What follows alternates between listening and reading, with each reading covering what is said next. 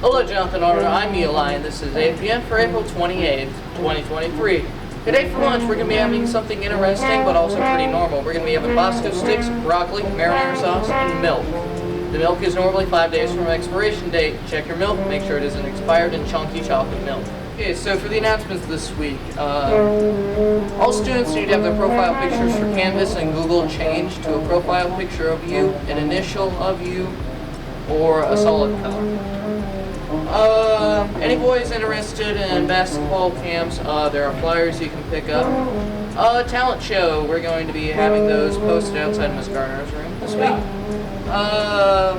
The junior high art show, that's going to be on May 10th from 5 to 7. Details will be up, should already be up.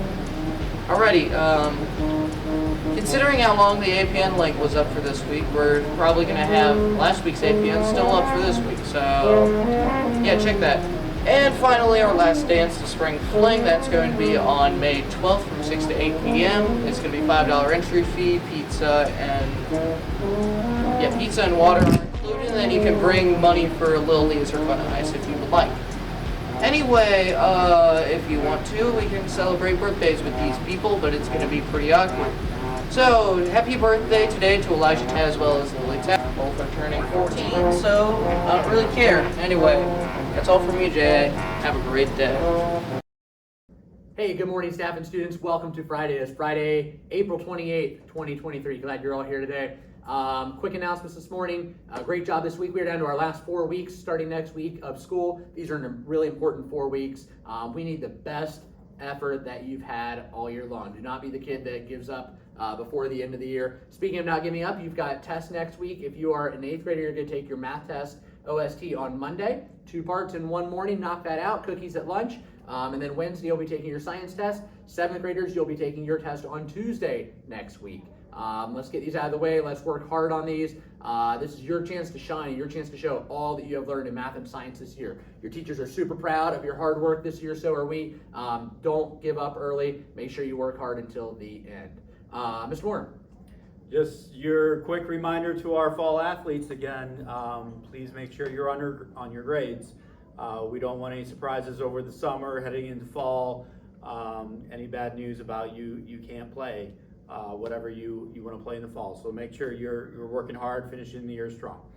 Thank you. Reminder to our 8th graders going on the DC trip. Reminder about your grade expectations and your behavior expectations. As that leads up to the trip, we're super excited for this trip. And it would stink, and it does stink when I have to have that conversation with you and your family that you're unable to go on that. So just don't make any of those quick split-second decisions that are anything less than your best. That takes to this week's Funny Friday. Mr. Moyer, did you hear about the dad that was really into camping? Did you hear about the dad that was really into camping? No. Yeah, he was totally intense.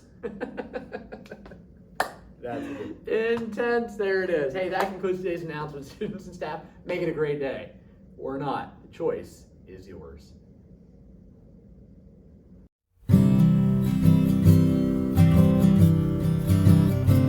Our Pioneers, it's Mrs. Conley, and I'm here to bring you a book talk in under 60 seconds. Our book this week is Flooded, Requiem for Johnstown, written by Anne E. Berg. This book is written in poetic verse, just keeping in our celebration of poetry for National Poetry Month, which is April. This book is also historical fiction, and folks, this is historical fiction at its finest. Through the stories and the voices of 6 young people, the devastating flood in May of 1889 in Johnstown, Pennsylvania, is brought to life. There's a lake near Johnstown, and on this lake is a hunting and fishing club where America's wealthiest business barons belong. And even though they were warned that the dam was deteriorating on this lake, they did nothing. And when the dam collapsed, it sent 20 million tons of water from the lake straight down to Johnstown. It was a freight train of devastation. This is an amazing story that brings attention to an underreported national tragedy. If you're someone who likes history or books about disaster, I highly recommend this book to you.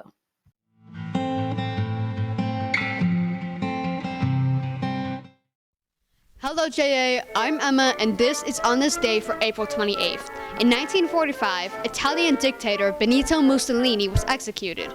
He was born on July 29, 1883, and gained power in 1922 when he and a coalition of fascist leaders overthrew the Italian government and forced the king to yield it. For anyone who doesn't know, a fascist government is one where there's one sole dictator and no one is allowed to disagree with the government in any way.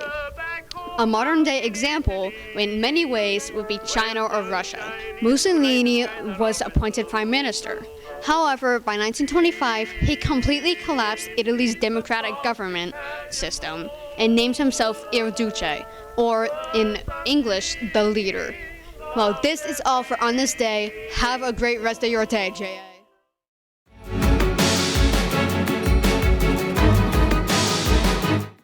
Hey JA, I'm Henry, and today I'm here to bring you the news of the world, because this is news of the world. Recently, a barge carrying methanol was taken out of the Ohio River after it was stuck there for over a week. For those of you who don't know what methanol is, it's a highly flammable chemical compound. But don't celebrate too soon, folks. Even though the first barge is removed, there's still one more stuck. And believe it or not, it's full of corn. It's cold! Okay, that means time on the internet is now over. Anyway, when the first barge was taken out, there were no traces of methanol in the river or the air, so yay! There's not too much damage done. Well, we just have to hope that the remaining barge is removed quickly and carefully. We don't want the Ohio River to be full of corn. It's cold! Anyway, that's all for me for today. Have a great day, Jay.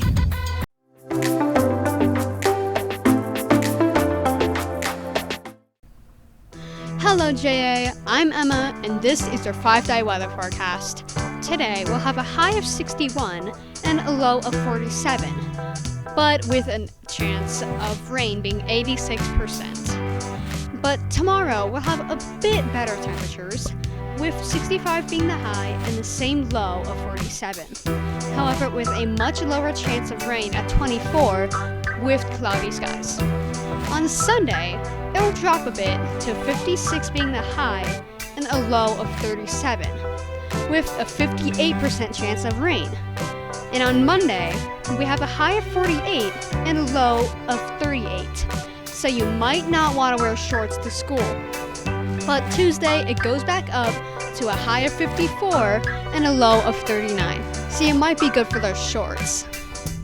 And you also have a 24% chance of rain. This is all from me, JA. Have a great day.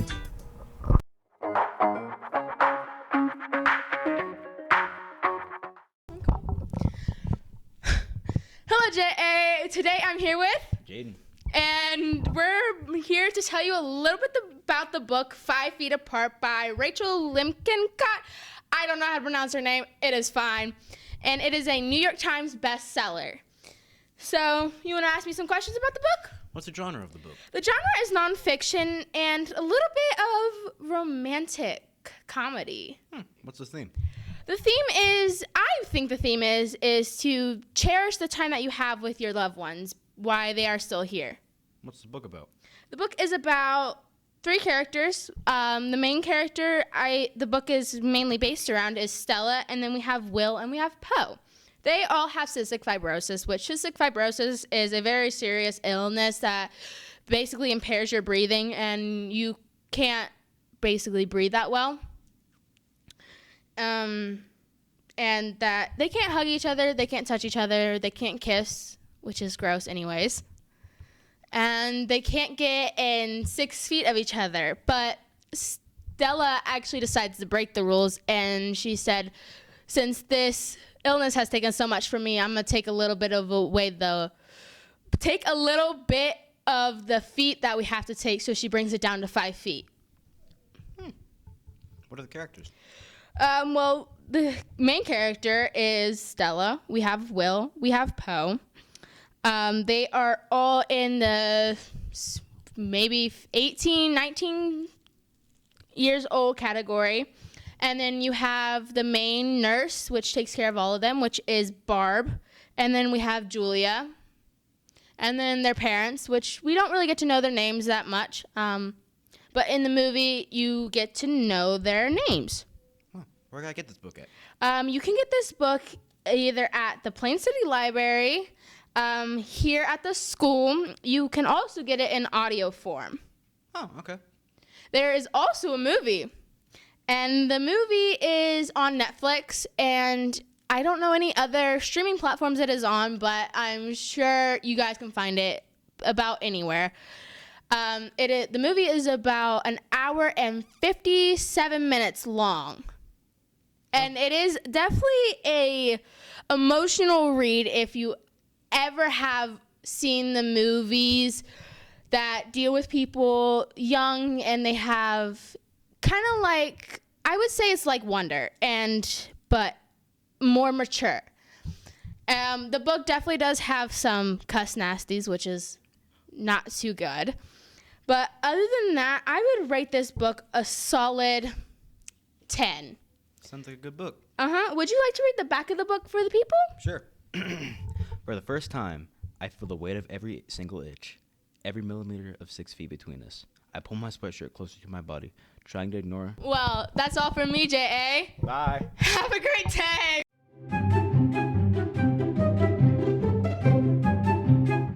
Okay, I'm here with. Some guy. Okay, some guy. I'm gonna tell you a joke, and I want you to rate it out of 10.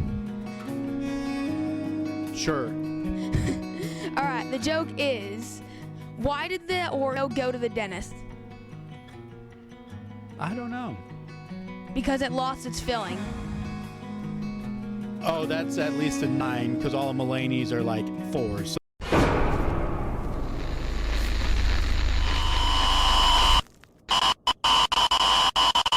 that's a 9. I expected an answer like that. All right, thank you.